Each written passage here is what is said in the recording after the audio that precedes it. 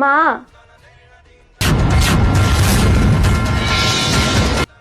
কে মা?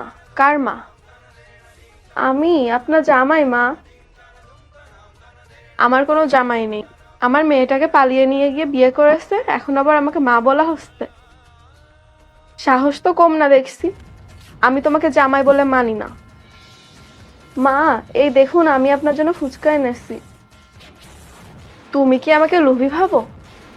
ভাবো এসব দেখলে আমি গলে যাবো তোমার প্রতি? কিন্তু মা, এর সাথে তো আইসক্রিমও আছে।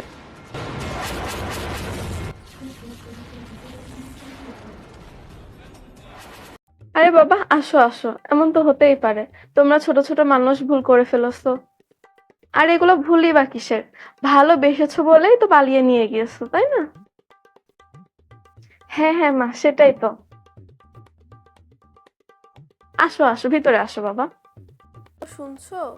বাজার থেকে মিষ্টি নিয়ে আসো, জামাই এসেছে।